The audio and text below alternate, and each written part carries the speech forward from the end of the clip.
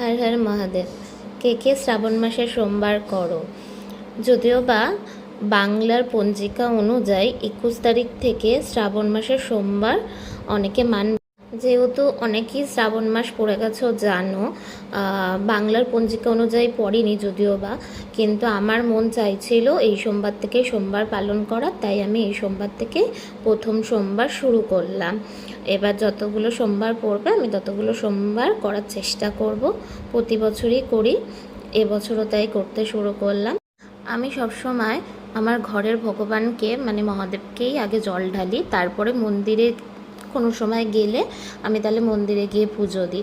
শ্রাবণ মাসে আমি অনেক মন্দিরেই যাই, প্রতি বছরই যাই, কোনো না কোনো মন্দিরে তো অবশ্যই যাই, যাওয়ার চেষ্টা করি।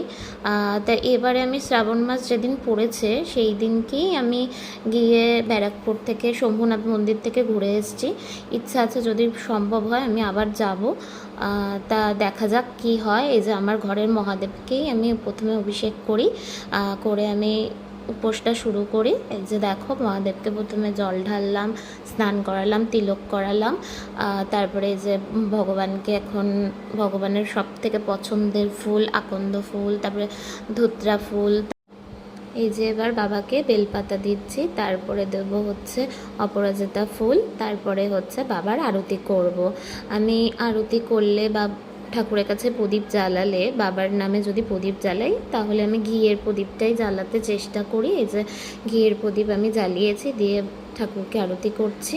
আরতি করার পর তারপরে আমি লোহবান দিয়ে বাবার আরতি করব। আরতির পরে বাবাকে ভোগ দিয়েছি, দেখো বাতাসা সন্দেশ দিয়েছি। জানি না তোমরা কি করো, কিন্তু আমি কিন্তু মহাদেবকে সাবুও দিই, সাবু তারপরে ফল কলা বাতাসা সব দিই একসাথে। এবার ওইটাই বাবার প্রসাদ হিসেবে আমি গ্রহণ করি। ভিডিওটা কেমন লাগলো জানিও। তাহলে আজকের জন্য টাটা। হর হর মহাদেব।